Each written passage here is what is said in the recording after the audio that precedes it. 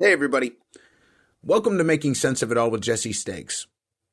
Healthcare has been a hot topic in the United States for decades, and it continues to be so. There are so many buzzwords that surround this particular subject, and it has become so politicized that people sometimes hesitate in having the conversation because they've almost had a conditioned response to think it's going to break down into a conversation that won't be so productive. Well, this week, my guest is Chelsea Ryckis. She's the president and founder of Ethos Benefits, and she's working to bring this conversation out of the shadows and provide transparency for her clients and all large business owners that want to learn more about how to gain or regain control over one of the largest line items on their company budget, health insurance and benefits. Enjoy my conversation with Chelsea Ryckis. Let's jump into it.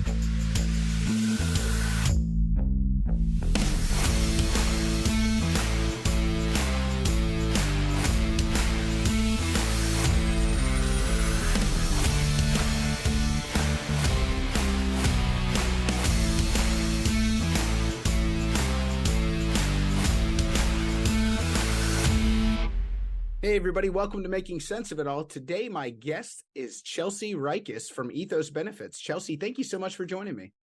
Thanks for having me, Jesse. Excited to be here. So it's a little obvious by the name, but if you would, for my audience, please share with me what Ethos Benefits does. Sure. Ethos Benefits, we're a fiduciary-based employee benefits consulting firm, and we serve mid to large employers nationwide. We actually just sold off our small business unit effective September 1st. So that was all of our clients with less than 100 employees. And we are 100% focused on our biggest mission, which is bringing transparency into the healthcare conversation with businesses.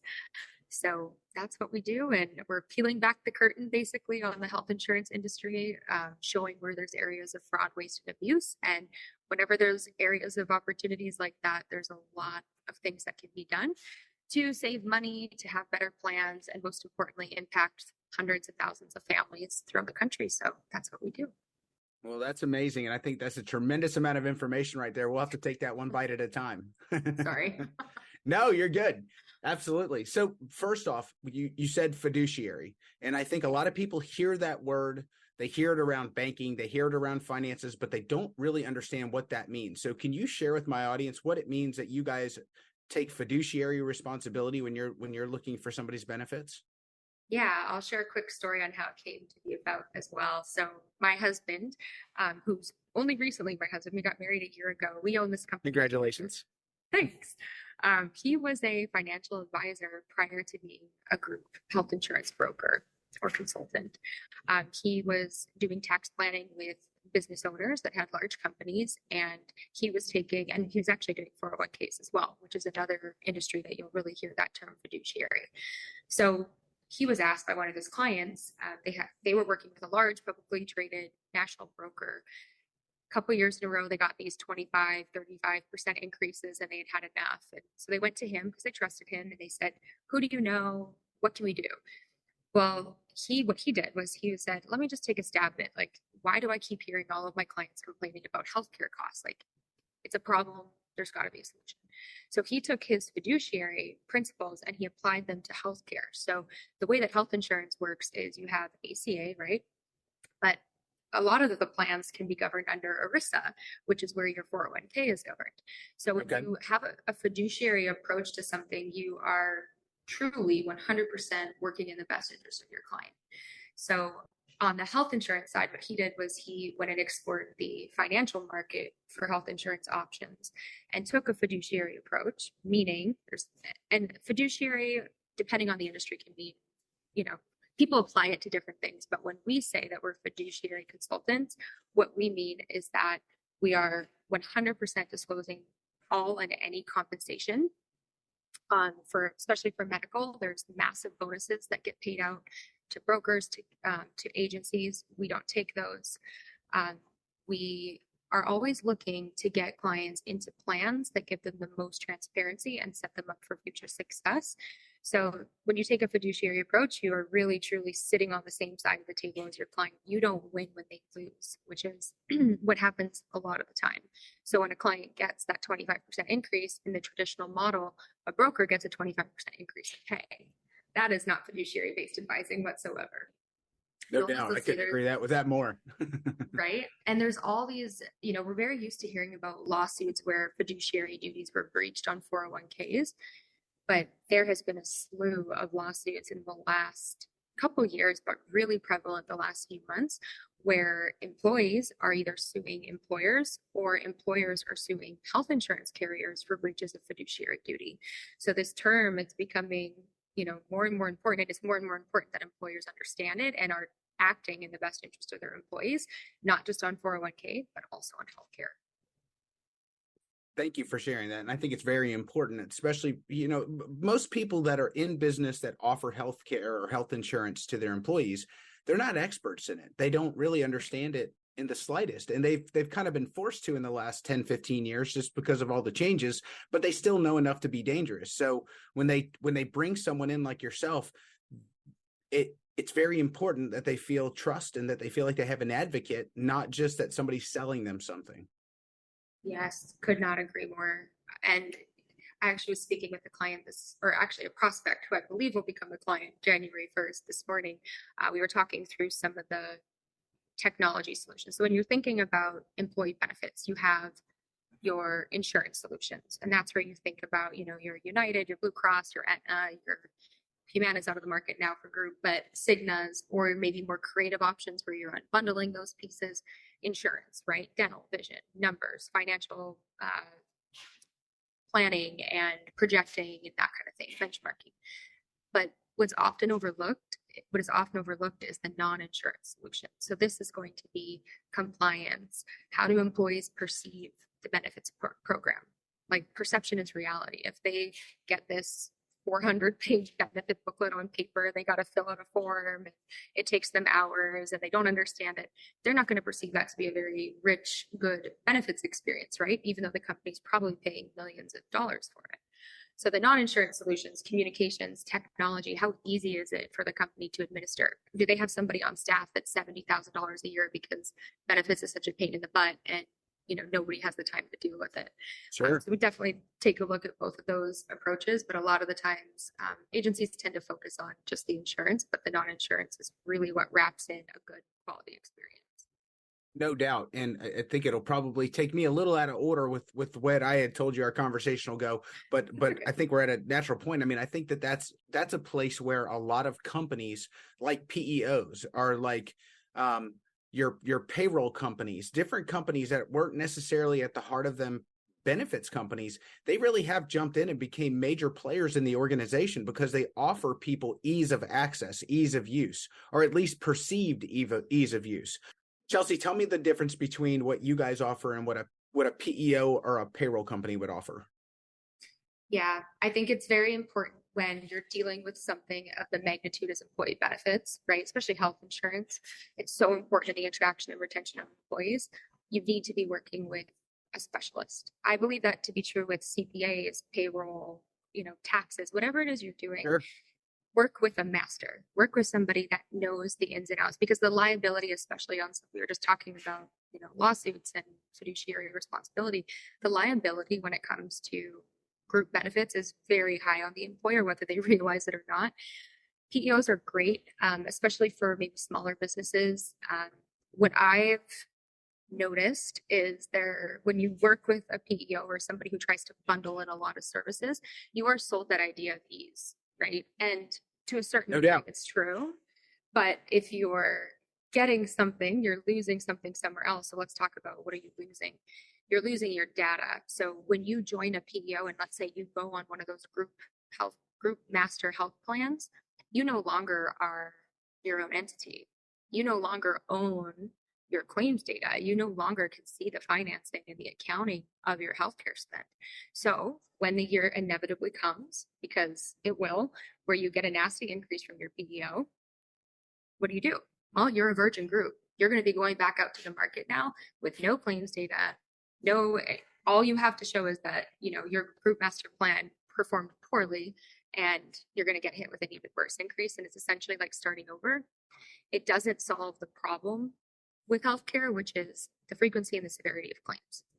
Sure. So, like we said, it'll make it a little bit easier, but there's a trade-off for that, and that's ultimately you're losing your data. Additionally, there's all these different buckets, right, that billing is done through when you come into a PEO. So you have your HR, maybe your compliance, you have, if you're doing your workers' compensation, if you're doing your payroll, if you're doing your benefits. And we've been in this situation often where, benefits looks really good compared to maybe what the national market is offering. And the next year, all of a sudden, benefits looks like terrible. And they come back and they're like, well, what happened? And we're like, it's just the shifting of dollars from bucket to bucket, right? And then also PEOs are pretty notorious for hidden fees. But again, I'm not here to talk badly about PEOs. I think they're a good for certain companies, but it's important to know, right, the difference.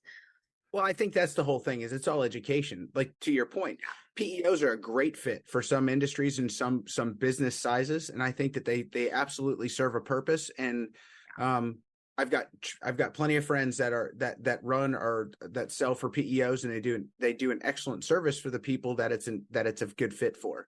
But to your point, when you get to that point where you're over 100 employees, when you get to that point where your group demands its own attention, you can control a lot of your own costs, because you're not just a mom and pop shop that's 15 employees. It's a different animal altogether. So I think that, especially as companies grow, I think one of the things that they see, or that they don't see, and that they don't know unless somebody educates them on it, is that, when you kind of hit certain benchmarks as a size of company and as people that are on your plan, you are a much different looking customer than you were when you were that mom and pop shop. So I think all of it's education. None of it's disparaging anything, because I think everything fits where it's supposed to fit.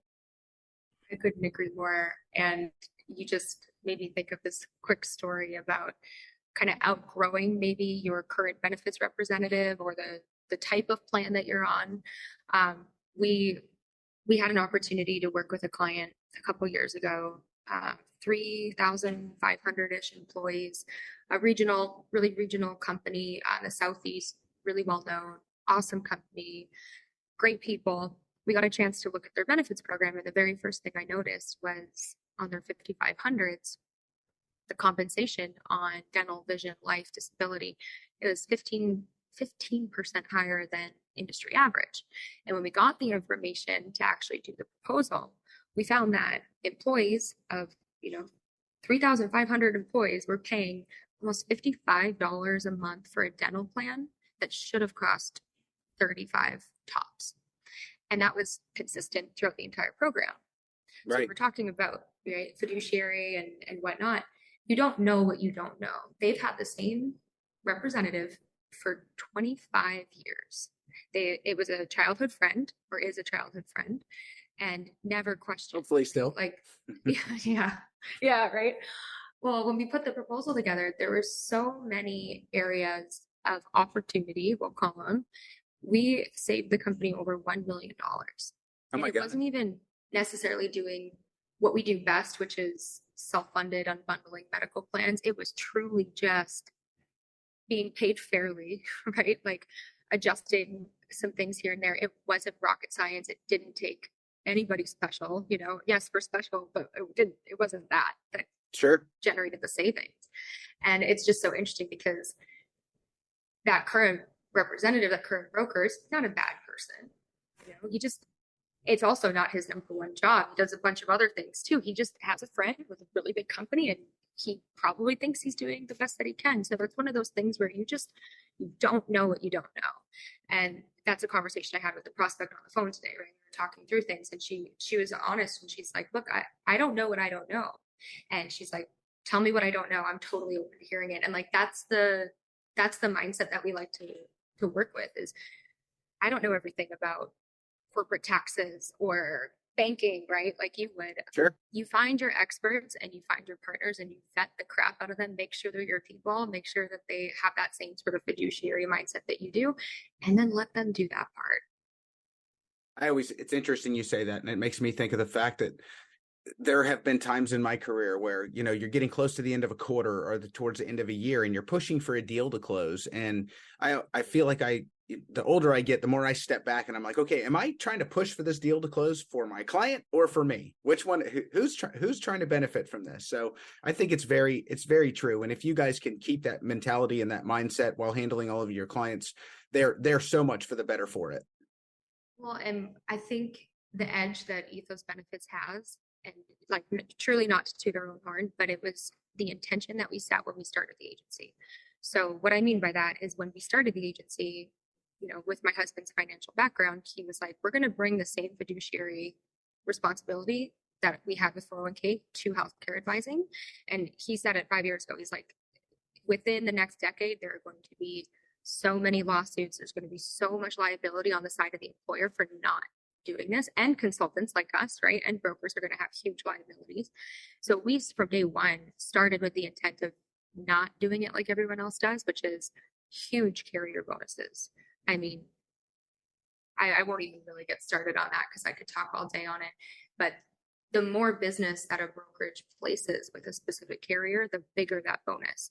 Well, if you start your agency by, and again, it's not bad intent, right? It's not like, oh, I'm going to go get these bonuses. These brokers, these agencies truly believe that they're doing the best thing for their client because they don't know what they don't know, right? But they acquire these groups, let's say with Blue Cross, then they get this nice big bonus. Well, that nice big bonus pays for maybe 10, 20 people on payroll. That's nice. And that continues to happen. And now all of a sudden, your payroll expenses are contingent on these bonuses. So when it comes to, well, here's 10% increase here, and we could maybe get a small decrease over there. Change is hard. Let's not do that. Let's just keep them right here.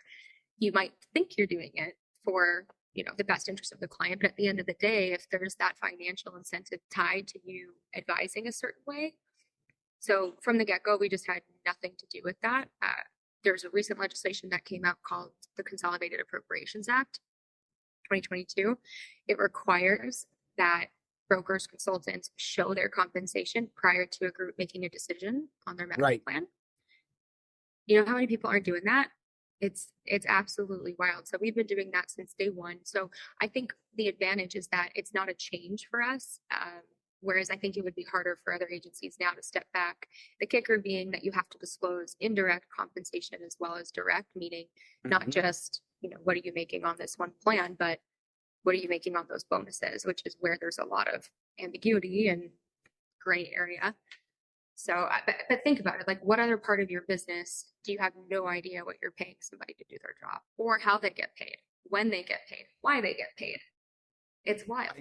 It's crazy because I think that as you see success and where people can, and not necessarily success for their clients, but success for any agencies where they kind of are a middleman in a transaction. I think it's lent to more of that. I think more business owners today probably have less of a hold of where all their expenses are and what they're actually paying for than they did 20, 30 years ago. And it's just because the word outsourcing has become such a huge buzzword in today's world, and really has been for a while now. But I think that as technology gets better, as people, we were talking about it before we started recording, as things like artificial intelligence and automation and all of these things get better, and as the ease of use increases, then you're going to see more small business owners and more people that didn't necessarily have time to before. They're going to start getting a little bit more control over their business. So when you've positioned yourself to be very transparent and to be very above board with everything that you're doing, I think you guys have put yourself in a great place to where when your clients want to compare or want to contrast what you're doing to compare to somebody else, they're not going to see anything different when somebody else puts a flashlight to it. Exactly. And it's been super interesting. Like, the feedback that we get from prospects, clients, is how refreshing it is to work with us. Sure. Like, it doesn't feel like sometimes we will even start meetings with, we understand that insurance sucks. Like, we don't have rose-colored glasses where we're like, oh, we're saving the world, right? Like, we're doing such important work. The industry there's a lot of room for improvement. I don't know a single person who's like, American healthcare and American insurance is, the way that it should be. It's not a thing. So when you approach it from as a realist, and then also most importantly, Like we can do all this fancy stuff to lower cost to give employees access to, let's say, free imaging. We have clients with free cancer programs, free surgeries, nurse concierge services so that they don't have to navigate the complicated, complex system. You just call one number. You know, you can do all these creative, amazing things, but at the end of the day, you've got to get to the ethos, if you will, of the business. Like, why are they offering health insurance other than the fact that they have to legally? Like, Sure. truly, what is their guiding principle, their guiding why? That's what ethos means. Ethos is the guiding character of or principle of an organization, of a person, of a community. So if you get to the why, then you can really design a meaningful package, right? And I think a lot of advisors, brokers, whatever you want to call us, they're really focused on the financials. And that's kind of like we were saying earlier, there's a whole other side to this where if you understand like what's motivating your client, the financials are honestly the easy piece. And I think that's what Right. everybody kind of misses. If you're solving the root cause of the problem with healthcare, which is the frequency and the severity of claims, if you are solving that, we could go to a prospect or a client and they could say, I want to save 30% in the first year, and we could make it happen. How much change do you want? How much noise Right. do you want? Right? Like the financials are almost easier than every other piece of the package, which is the opposite of what you'll kind of hear. And I think our industry has just been so highly compensated for mediocrity.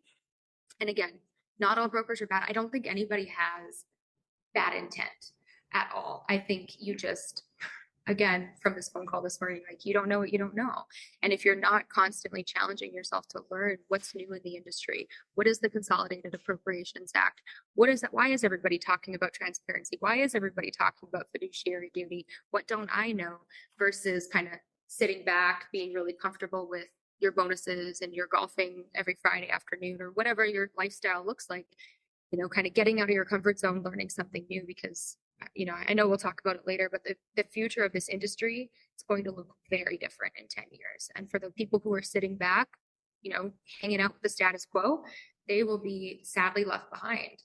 But it's Right. their own doing because there's so much education out there. Well, and I think that's any industry. Everything evolves. I mean, everything changes. And if you're not changing and learning with the times, then you are going to be left behind. It's happened to people in the construction trades. It's happened to the guys that work at Lowe's. If they don't know how to utilize a computer now, they can't just be a really good plumber that retired and wants to work at Lowe's. They've got to be able to operate their system as well. So it happens in every single industry. This kind of brings me to what one of my favorite parts of my interviews with people, your why, your passion. What made you start down this path of doing benefits and being in the healthcare industry? What's your why? I don't think a lot of people are like, I want to be a broker, right? Like, I want to be an insurance broker. I know for a fact that was not me. I knew from a very young age that I wanted to be an entrepreneur. I wanted to employ people because I think that is the greatest honor that you can have in life is to give somebody else the opportunity to serve their families. And especially when you do it the right way, which is, you know, provide them paths for growth, Sure. treat them like humans, right? Like do all the right things. That leadership has always kind of been in me, and I knew that I wanted to own my own company, but I had no idea what I wanted to do. Did you come from a family of business owners? Was it something that was yes? What did your parents do? My mom and dad have a roofing company called Wally's Four Seasons Roofing back in Canada, where I'm from. Okay. And my brother, my twin brother, and I, and my younger sister, we all worked for my dad and my mom in one fashion or another growing up. My brother is actually still, will take over the company. But my little sister and I, we would be the marketing reps and we'd walk around the neighborhoods with little flyers and put them at everybody's doors. And, you know, just quintessential like small business, sponsoring the rugby team, sponsoring my softball events, like just so involved in the community. And growing up and seeing my parents attend everything that I ever did, if it was at 2 o'clock in the afternoon, you know, and there was a play, they would be there.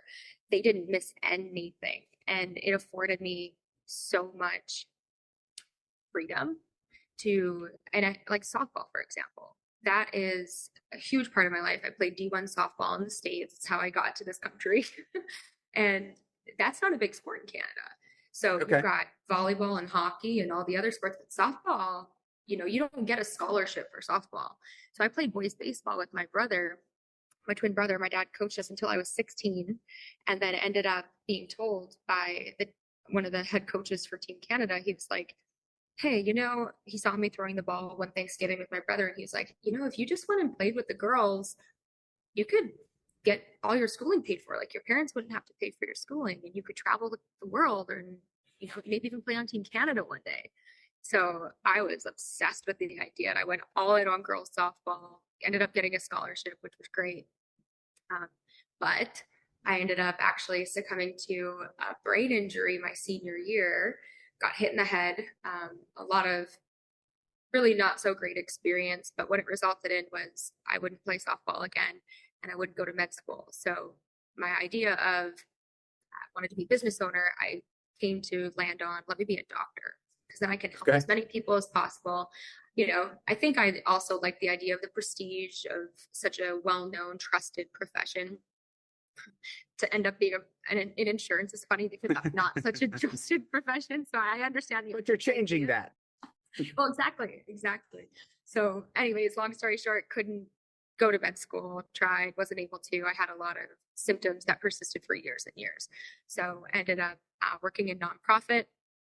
There's a little story about not being paid what I felt like I deserved, and instead getting a $10 bonus check after raising a ton of money. I asked for a raise, and they sent me a $10 bonus. It's actually right there on my wall.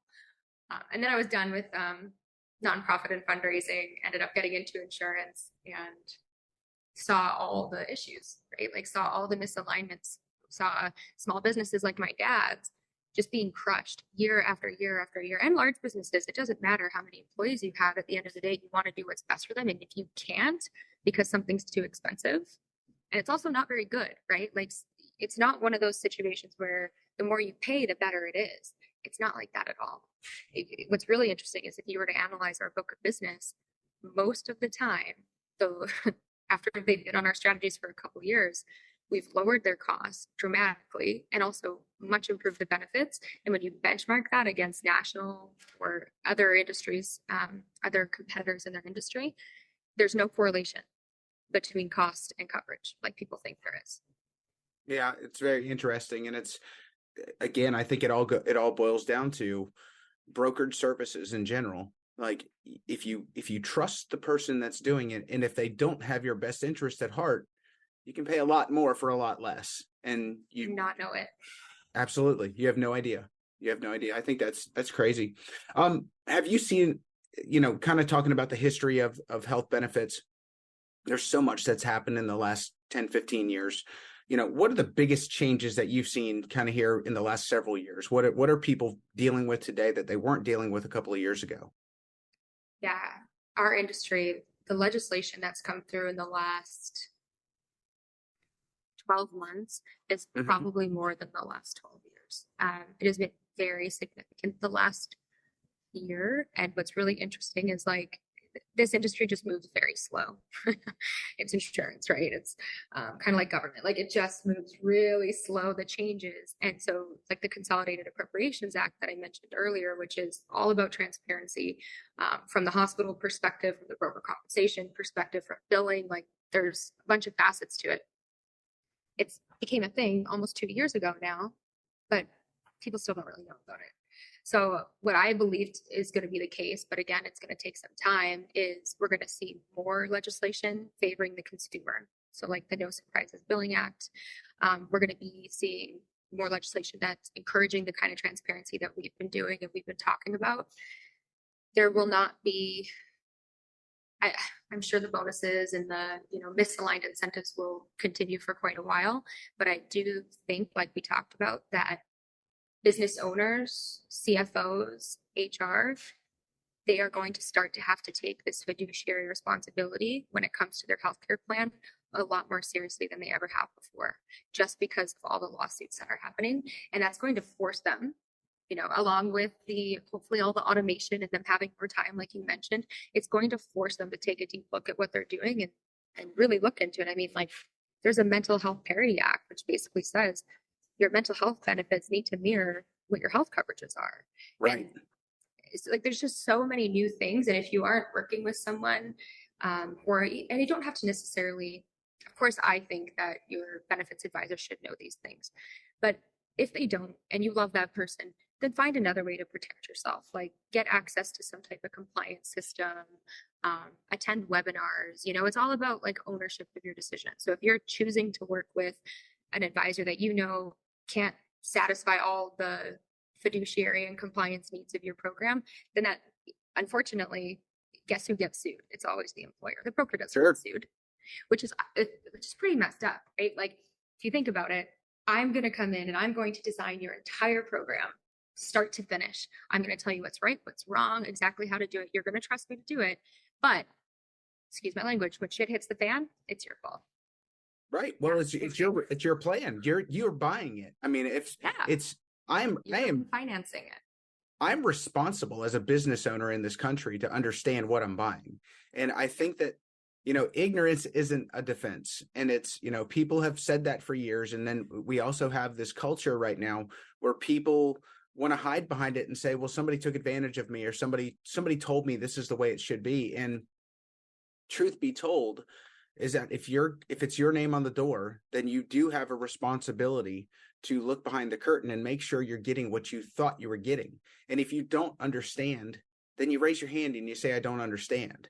And I think, the whole point of our conversation here, if you feel like you don't have trust in the person that is advising you, or if you feel like the person that's advising you isn't giving you the information that you need to understand what you're doing, well, then, to me, call Chelsea. I mean, because that's the whole point, is that you find somebody, or you interview people and you find someone that you feel comfortable with, and, someone who's willing to educate you a little bit and willing to be a fiduciary on your behalf.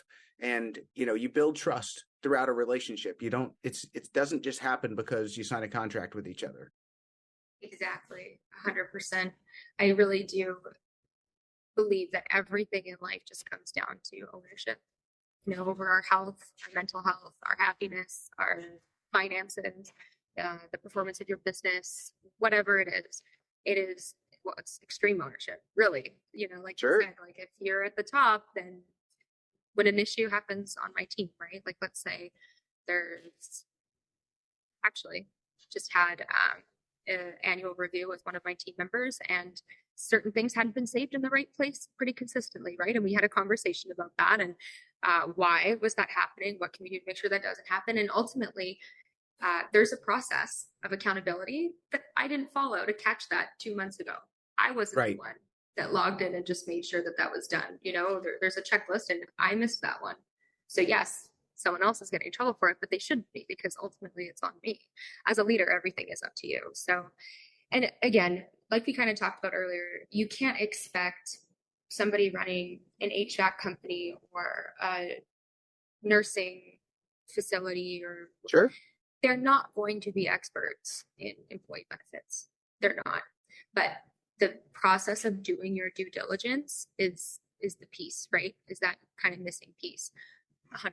And again, I always feel like I have to say this a couple times, but I don't believe that anybody out there, brokers or otherwise, have bad intent. It's truly just, I'm so overwhelmed. I'm speaking as if I'm an HR or a CFO or a business owner, right? Like there's so many things to do. There's this fire, especially if you have a human resources team that's also managing all the commercial insurance. I mean, I think that human resources professionals are some of the most under-recognized, hard-working people out there. They are incredible. The amount of knowledge that they have about such a vast array of topics, it's incredible. So, it's no fault of them or their lack of, it's truly, they're so busy. So right. Like how do business owners, if they're not the one, the CEO isn't the one that's making that ultimate decision, how do you make sure that your team has the bandwidth to do the research necessary, to do the due diligence, to put your company and ultimately you in a good position?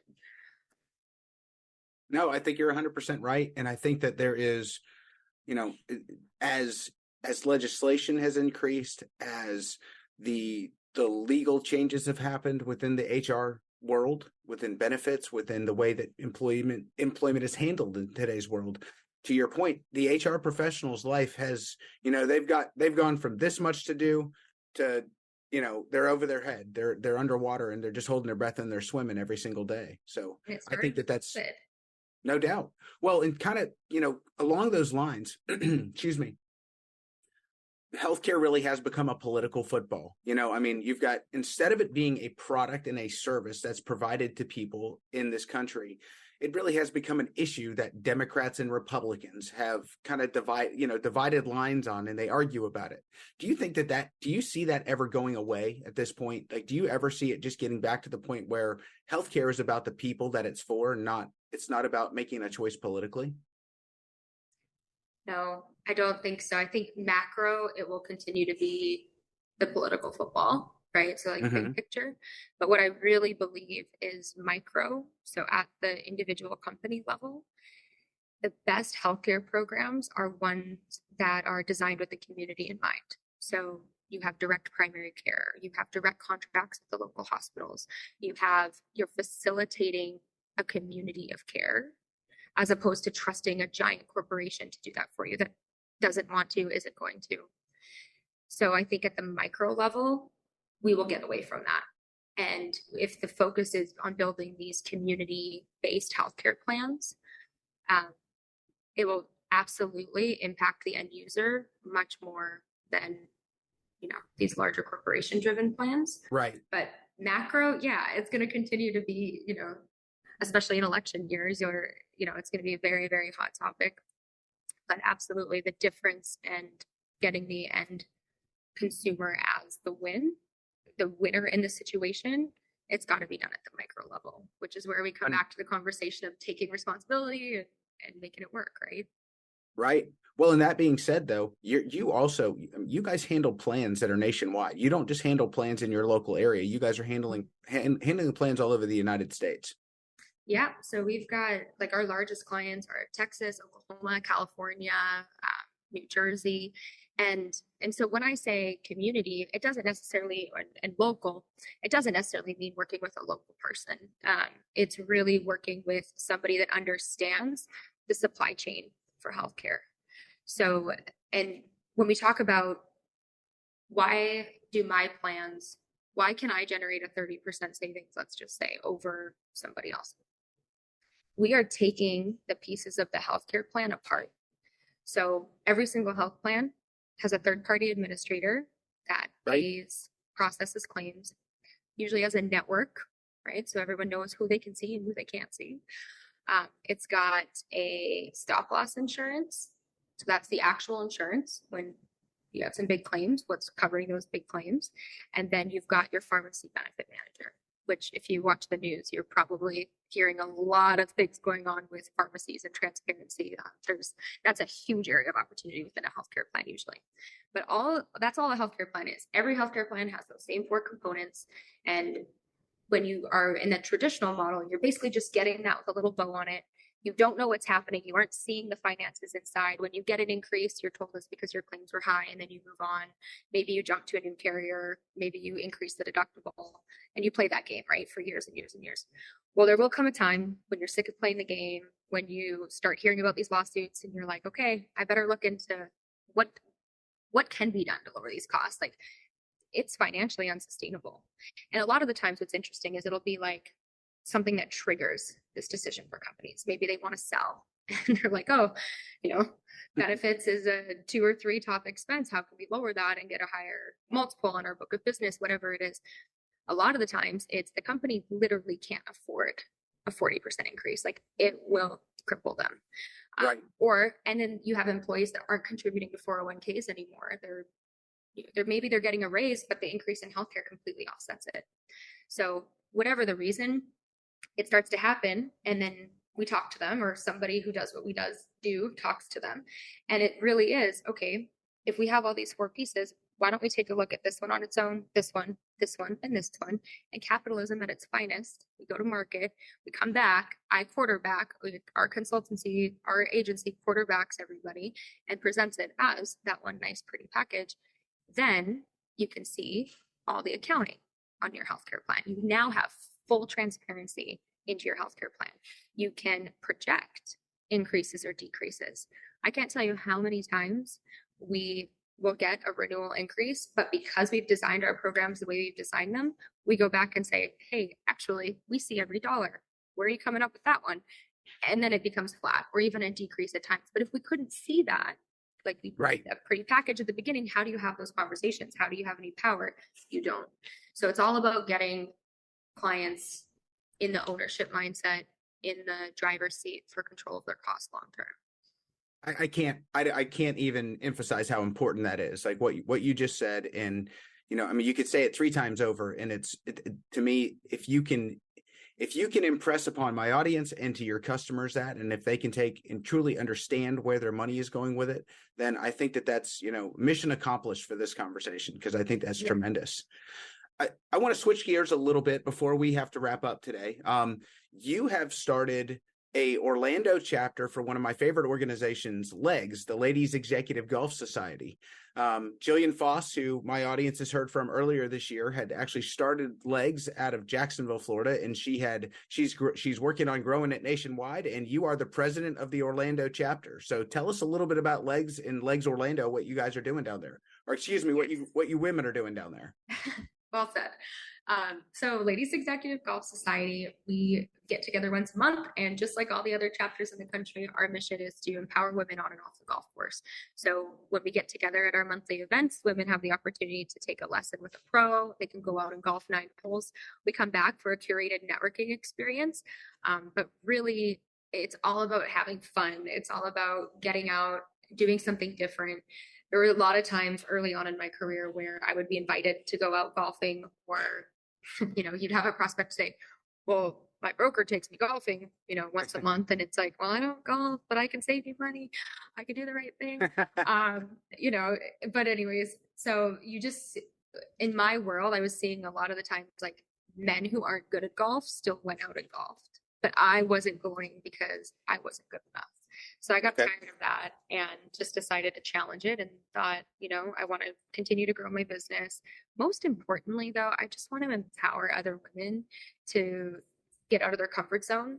And that's exactly what we do every single month. So we share our Wonder Woman Wow at the Orlando chapter every month, which is something amazing that's going on in your life. And there's 30 to 50 of us every single month, and everybody has an opportunity for 30 seconds to share. And sometimes I got out of bed this morning, it's been a tough week. And sometimes I have this huge promotion at work and we all celebrate each other. So it's just it's the best community. Like, we have such a wonderful time, and you don't need experience. So I think that's something that, myself included, you don't realize is you think like golf, okay, I need the perfect outfit, I need clubs, I need to know what I'm doing. None of that. Like, honestly, you'll be a great company. We have a lot of different varying skill levels. Just show up, be yourself, and you'll be fine. You don't need clubs. You don't need experience. You just need a decent attitude. That's very cool. Chelsea, if my audience wants to learn more about you and Ethos benefits, or if they want to get involved with LEGS Orlando, what's the best way for them to get a hold of you? Probably LinkedIn. Yeah, just shoot me a message on LinkedIn and I'll get you connected in all the right ways. We'd love to have you out at LEGS. Obviously, if you own a business, I'd love to show you how to take control of your healthcare costs and just kind of safeguard and protect you from that fiduciary component. So I really appreciate, Jesse, the opportunity to share today. Absolutely. No, and I appreciate the opportunity for my audience to get to know you. I think that you have a tremendous amount of knowledge and a lot of value to share with everybody. So if you're okay with it, hopefully I'll have you on again to have you on as an expert and talk about some of the changes that are happening and just get a little more granular with some of the subject matter, not just talking about what you and your business is. But no, we really appreciate you coming on, and thanks for taking me up on my invitation. Thanks, Jesse. All right. We're in an election cycle in our country, so healthcare is going to continue to be a widely debated and discussed subject. I think the best thing that we can do is educate ourselves on the topic and have informed discussions. I'm also happy that LEGS came back around. The Ladies Executive Golf Society is a great organization. If you're unfamiliar, check out episode 20 that I did with Jillian Foss that was released earlier this year. It's a fun time for all, and it's a great organization to be a part of. Most professionals that I know acknowledge the importance of networking, so why not have fun doing it? Well, that's going to be a wrap for me this week. I'll catch you guys next time.